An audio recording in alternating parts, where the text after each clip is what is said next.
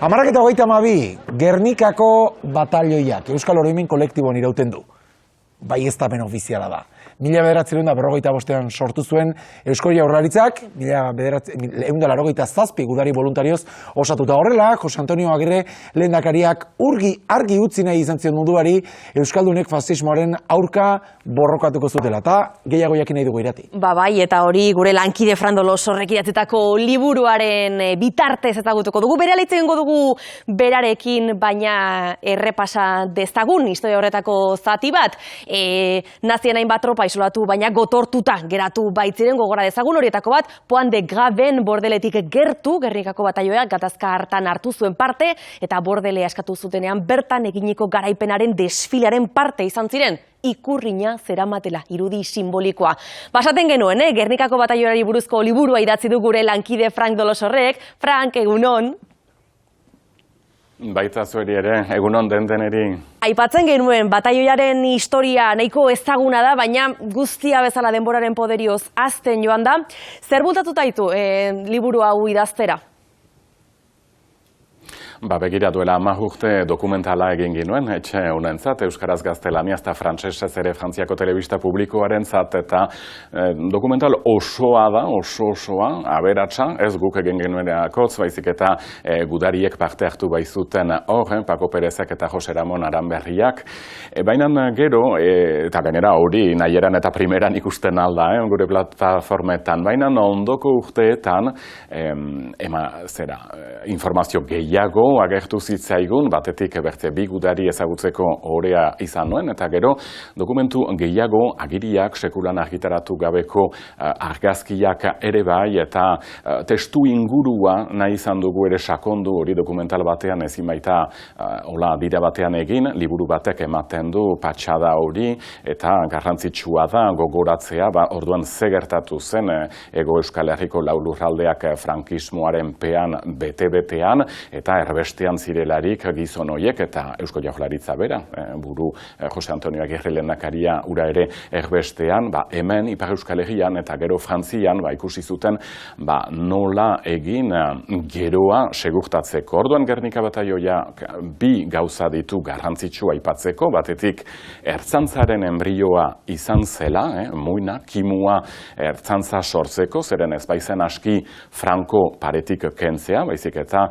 barne segurtasuna bermatu behar baizen, eta Jaurlaritzak naiz eta erbestean egon dena pentsatua zuen, baina hori baino pixka bat lehenago Frantziako azken borroketan parte hartu behar izan zuten, naziek okupatzen zituzten oraindik zenbait toki, bordele inguruan aipatu duzuen bezala, eta orduan hortan parte hartu behar izan zuten, pentsatuz gero behar bada aliatuek laguntza eman zutela. Eta 5 gudari hil ziren han, Frantzian, 17 zauritu ere, beraz ekarpen txikia, humila, baina horrek erakusten du, ala ere demokrazia eta askatasuna defenditu zutela beti goi mailako baloreekin, bai Euskadin etxean, Euskal Herrian, eta bai Euskal Herritik kanpo ere.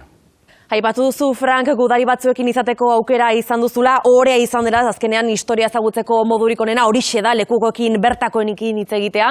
Nola gogoratzen dituzte une horiek? Egiarran biziki une gogorrak izan ziren eta gehienek ez dute transmisio lan hori egin, azkenean nik beti jaten dut bi bizi izan dituzte gizon horiek. Zeren batetik biziki gazteak ziren, eta sofritu dute biziki, pairatu dute frankismoa, represioan, gero unat etorri zirelarik Ipar Euskal Herrirat, pentsa hemen 4 urtez nazien okupazioa ere pairatu genuen, beraz konzentrazio eremuetatik ere pasa behar izan zuten askok, eta gerlalde batean, bortxa bertzean, eta azkenean Frankoren kontra, nazien kontra, eta hori biziki zaila izan zen. Eta gero, ezkondu zirelarik, familiak izan zituztelarik, ez da nahiago izan zutela hori anztea, baina hor gelditzen da, eta hori behar da bildu, eta aukera, eta arranduzun bezala orea ere izan da, hori biltzea, jadanik eginak ziren, zenbait lan, eta gu kate luze baten, kate begi txiki bat bertzerik ez gara, zeren lan asko egintzen jadanik horren inguruan, eta urte mugek, guai bezala, 80 urte, beteko baitira ondoko egunetan, mundu bigarren gerla bururatu zela Europan bederen, Frantzian ederki gogoratuko dute, eta aski ongi egiten dute, hainbat zeremonia eta ekitaldi eginez, eta guk ere parte hartzen dugu han, baina Europaren parte handi batek ere gauza bera ospatuko du ondoko aste eta egunetan, eta guk ere behar dugu hori gogoratu, 80 urte Gernika Bataioiak parte hartu zuela, eta hori ere ospatu behar da nola ez, eta gogoratu omen du hemen Euskal Herrian. Pentsatzen dut, Frank, historiako pasadizo askotan bezala Gernikako bataioiak ere izango duela. Historia ezkutu bat, ez? Borrokatik eta ezagutzen dugunetik haratago doana. Hori guztia kontatuko alduzu zure liburuan?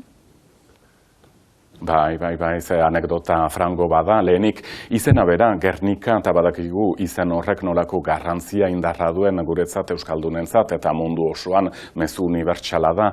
Eta zergatik Gernika bataioia, hainitzek galdetzen aldute, lotura zuzena du, 1937an izan zen bombardaketa, azkenean historia adituek zer diote hori izan zen munduko bigarren gerlaren entsegu saio orokorra. Eta gero, beraz, 8 urte geroago azken gudan parte hartzeko Euskal Brigada horrek berriz ere hartu zuen Gernikaren izena, hortik Gernika bataioia, eta gero anekdotak trumilka, batzu biziki latzak, erran dugun bezala, 5 gudari hilbai ziren, biziki gazteak batzu, eta bertze batzu, hobeak, Luis Mariano kantaria bera ere joan zela haiei laguntza ematera, eta kantaldia eskaintzera, gero apez baten laguntza bazutela, eta ikaragarriko adiskidetasuna zutela haien artean, eta bertze batailoiekin ere, zeren hor bazen anistasun bat. Eta hori biziki garrantzitsua da azpimarratzea gure herrian ez baita maiz gertatu edo gertatzen. Eta Agirre lehendakariaren inguruan hor ziren kolore, ideia edo bide desberdinetako Euskal Herritarrak, jeltzaleak asko, sozialistak ere bai, komunistak, anarkistak, batzuek ez zuten bat ere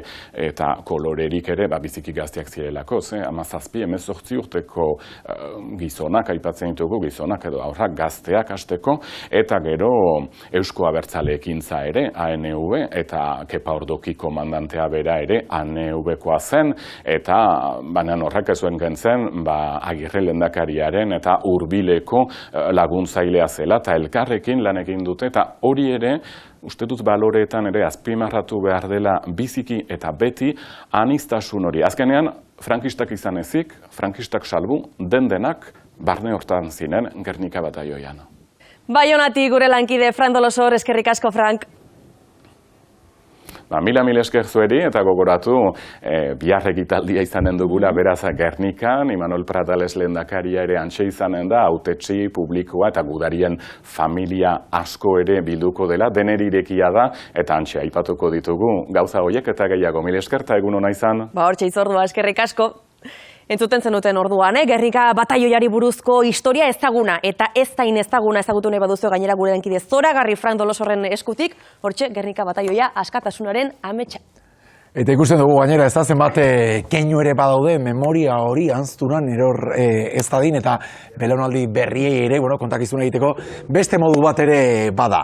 19 minutu bezeko amaiketarako nola guztien digun beti ostegunetan Julian Soleagak zalantza? Bihar argituko dizutia zetartetan egingo duen euri gehiago, noiz gitxiago.